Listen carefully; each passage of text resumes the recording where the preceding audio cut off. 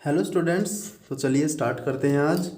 तो सबसे पहले हम क्लास ट्वेल्थ का फिजिक्स का फर्स्ट यूनिट स्टार्ट करने से पहले यहाँ पे कुछ डायमेंशंस पढ़ेंगे या डायमेंशंस निकालेंगे कुछ क्वांटिटीज के, क्योंकि कुछ बच्चे ऐसे होते हैं कि जो 11th क्लास में बिल्कुल ही नहीं पढ़ते। अगर उन्होंने 11th क्लास में इनके बारे में स्टडी अगर नहीं किया है तो तब भी काम चल जाएगा, क्योंकि मैं यहाँ पर दोबारा से डायमेंशन को दोबारा से क्या कराऊंगा, यहाँ पे दोबारा से रिवाइज कराऊंगा। क्योंकि अगर हम क्लास ट्वेल्थ की जो फिज़िक्स के बारे में स्टडी करेंगे तो उनमें से कुछ डायमेंशंस यूज होते हैं, बच्चों को ऐसे पता ही नहीं होता कि कौन सा डायमेंशन कहाँ पे लगाना है। तो अगर 11th क्लास में भी अगर जी से लिए हो तो यहाँ पे आप 12th क्लास में इनके बारे में समझ सकते हो। तो सबसे पहले हम यहाँ पे डायमेंशन स्टार्ट कर रहे हैं। तो डायमेंशन में सबसे पहले जो फर्स्ट क्वांटिटी है, तो फर्स्ट क्वांटिटी सबसे पहले जो हमारी फिजिकल क्वांटिटीज़ हैं, फिजिकल क्वांटिटीज़ के लिए उनका फॉर्मूला है, फिर उनकी यूनिट्स है, फिर उनका डायमेंशंस है। तो जितनी भी फिजिकल क्वांटिटीज़ होती थी उनके लिए हम क्या लिख सकते हैं, उनका फॉर्मूला लिख सकते हैं, उनकी यूनिट लिख सकते हैं, उनका डायमेंशन लिख सकते हैं। तो सबसे पहले जो हमारी क्वांटिटी है वो क्या है, मास। मास को मेजर करने के लिए कौन सी यूनिट यूज की जाती है, किलोग्राम यूज करते हैं। तो मास की जो यूनिट होगी वो क्या होगी, यहाँ पे किलोग्राम। तो मास को मेजर कर सकते हैं किलोग्राम में। अब है डायमेंशन। जो मास हमारी फिजिकल क्वांटिटी है उसका जो फर्स्ट अल्फ़ाबेट है एम, तो ये क्या हो जाएगा, यहाँ पे इसका डायमेंशन हो जाएगा। और डायमेंशन को हमेशा लार्ज ब्रैकेट के अंदर लिखते हैं। तो मास का जो डायमेंशन फॉर्मूला हुआ वो क्या हो जाएगा, यहाँ पे एम हो जाएगा। जो सेकंड क्या है, लेंथ की। लेंथ की यूनिट क्या है, किसी भी टाइप की लेंथ हो, चाहे ब्रेथ हो, चाहे हाइट हो, किसी भी टाइप की लेंथ हो, उसको हमेशा मीटर में मेजर किया जाता है। किस में मेजर करते हैं, जो स्टैंडर्ड यूनिट है वो क्या होती है, मीटर होती है। तो यहाँ पे जो लेंथ को हम मेजर करेंगे वो लेंथ को किस में मेजर करते हैं, यहाँ पे मीटर में।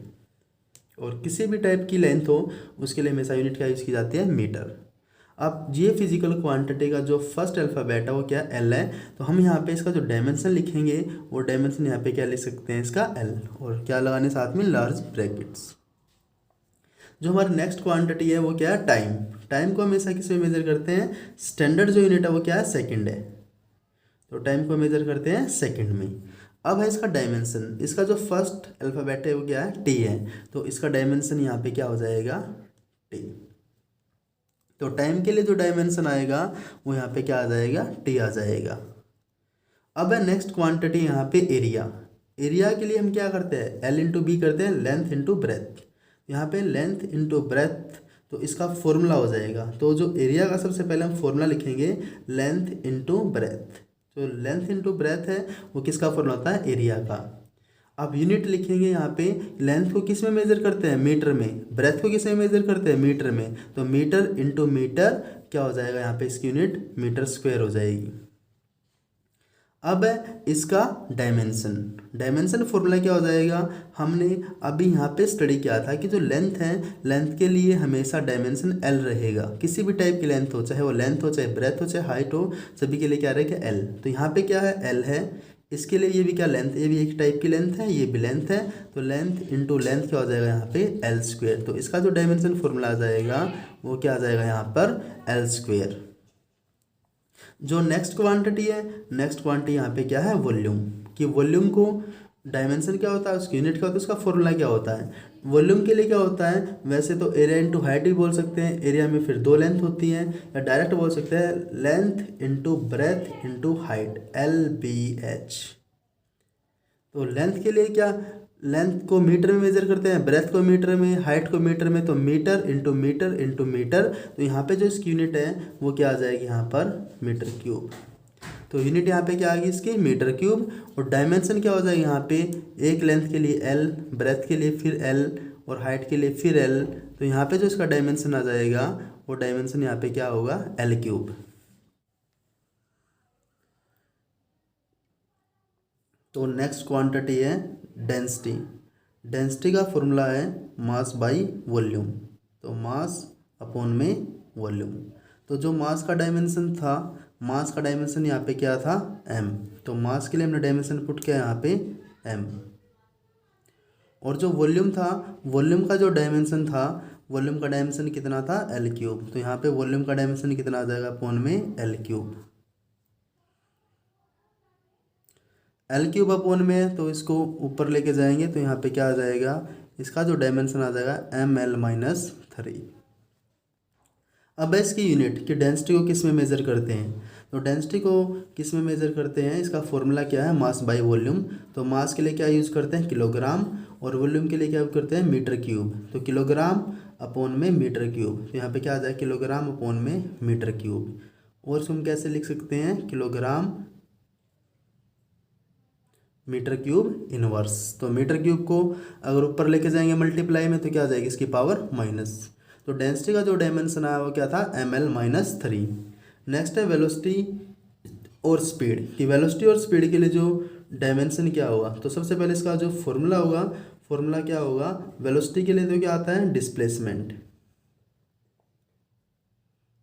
और स्पीड के लिए क्या आता है, स्पीड के लिए क्या आता है डिस्टेंस। दोनों के अपॉन में क्या होगा टाइम। तो वेलोसिटी क्या होता है डिस्प्लेसमेंट अपॉन टाइम, स्पीड क्या होती है डिस्टेंस बाय टाइम। तो डिस्टेंस या डिस्प्लेसमेंट क्या है लेंथ है, तो लेंथ के लिए क्या यूज़ करते हैं एल यूज करते हैं। तो यहाँ पे डिस्प्लेसमेंट और डिस्टेंस के लिए क्या यूज़ करेंगे यहाँ पे एल, और टाइम के लिए क्या यूज़ करते हैं टी। तो डिस्टेंस और डिस्प्लेसमेंट के लिए यहाँ पे यूज करेंगे एल, और टाइम के लिए यहाँ पे क्या यूज करेंगे टी। तो यहाँ पे जो टी को अगर हम ऊपर लेके जाएंगे तो यहाँ पे इसका जो डायमेंशन आ जाएगा, तो इसका डायमेंशन यहाँ पे क्या आ जाएगा एल टी माइनस 1। तो वेलोसिटी और जो स्पीड का जो डायमेंशन होता है वो क्या होता है L T minus 1। Next quantity है एसेलरेशन। एसेलरेशन क्या होता है change in velocity with time. तो change in velocity with time, तो यहाँ पे चेंज इन वेलोसिटी अपॉन में टाइम। तो वेलोसिटी फाइनल वेलोसिटी में से इनिशियल वेलोसिटी माइनस करेंगे तो क्या आएगी वेलोसिटी ही आएगी। तो वेलोसिटी अपॉन में टाइम, तो वेलोसिटी का जो डायमेंशन था वो क्या था यहाँ पे एल टी माइनस 1, और अपॉन में क्या है टाइम है। तो वेलोसिटी का जो डायमेंशन पुट करेंगे तो वेलोसिटी का डायमेंशन क्या हो जाएगा यहाँ पे एल टी माइनस 1, उसके अपॉन में क्या टाइम है, टाइम के लिए क्या हो जाएगा टी।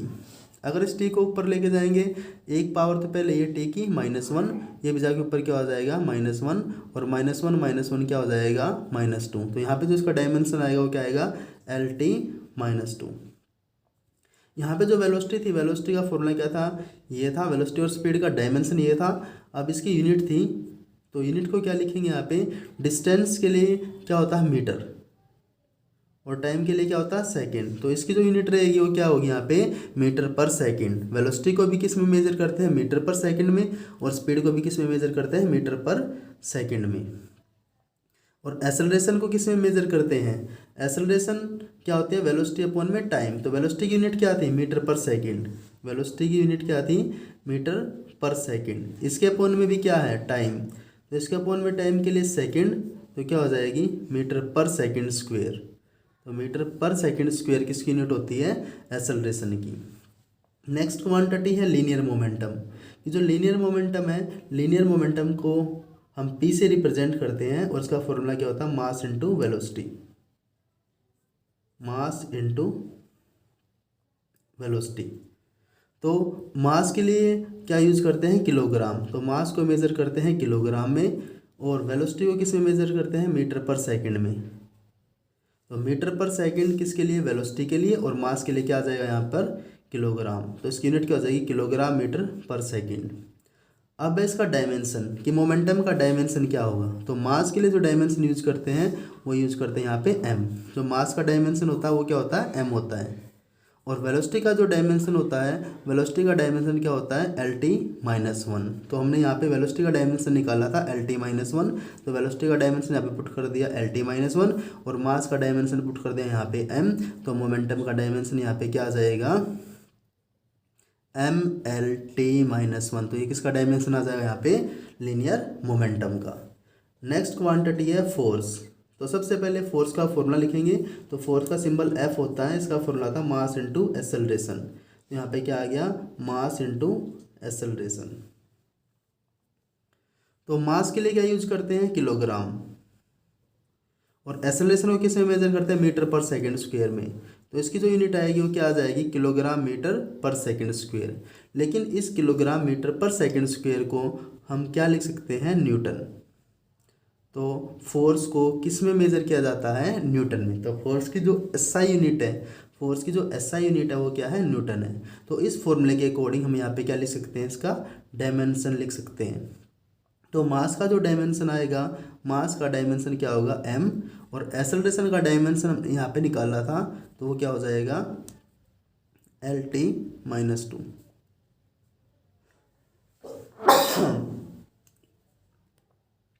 तो इसका डायमेंशन यहाँ पे आ जाएगा ML t-2। नेक्स्ट है डायमेंशन ऑफ वर्क। तो सबसे पहले हम यहाँ पे वर्क का फॉर्मूला लिखेंगे कि वर्क क्या होता है। Work is equal to force into displacement.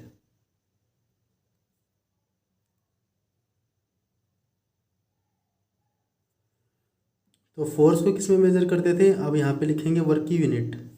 तो फोर्स को मेजर करते थे न्यूटन में, डिस्प्लेसमेंट को मेजर करते थे मीटर में। तो वर्क की यूनिट यहाँ पे क्या आएगी, न्यूटन इनटू मीटर। अब यहाँ पे लिखेंगे इसका डायमेंशन। तो फोर्स का डायमेंशन क्या होता था, ML t-2।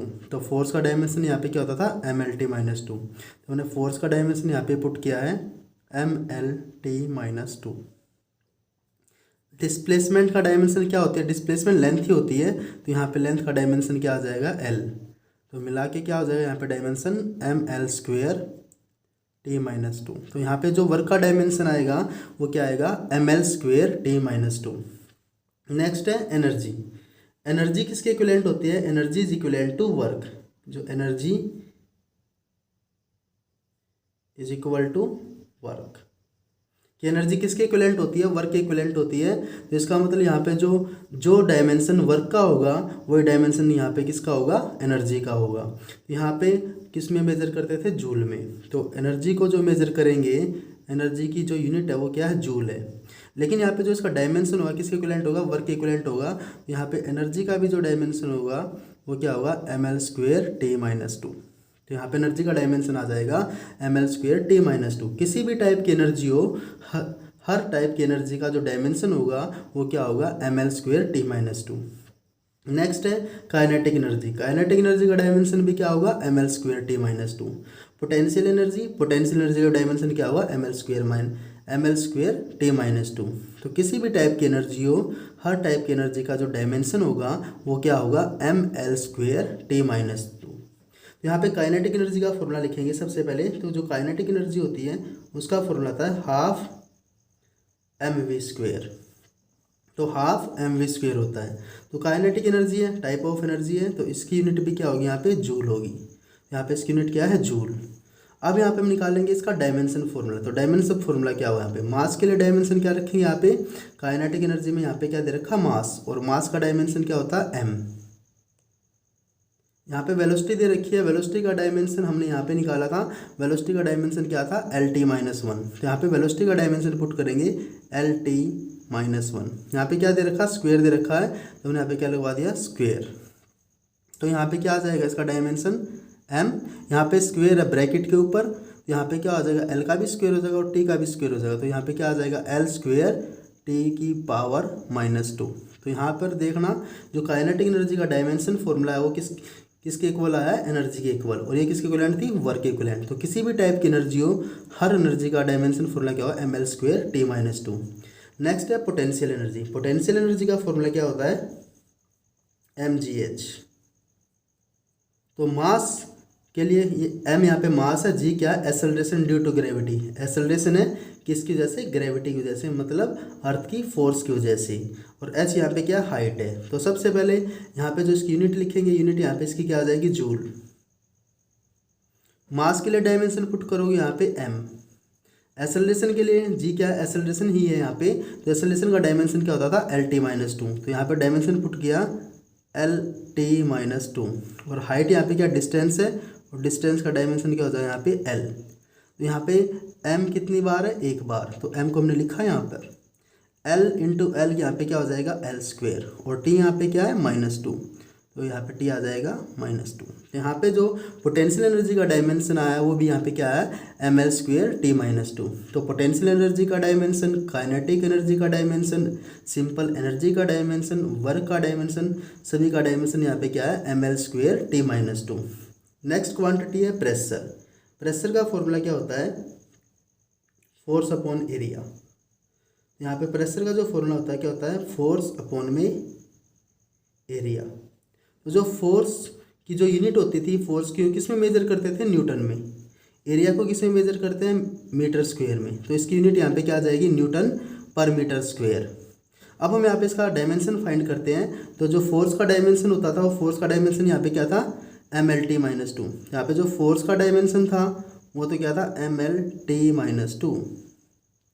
और एरिया का डायमेंशन क्या होता है, अपॉन में लिखेंगे यहाँ पे l²। तो यहाँ पे एक एल से एक एल कैंसिल हो जाएगा, तो एक एल से एक एल कैंसिल हो जाएगा यहाँ पे। तो क्या आ जाएगा, यहाँ पे एल को ऊपर लेके जाएंगे तो एल की पावर -1, तो ml-1 T-2। तो यहाँ पे जो डायमेंशन फॉर्मूला आ जाएगा प्रेशर का वो क्या होगा, ml-1 T-2। तो इसके बाद स्टार्ट करते हैं नेक्स्ट क्वांटिटीज़।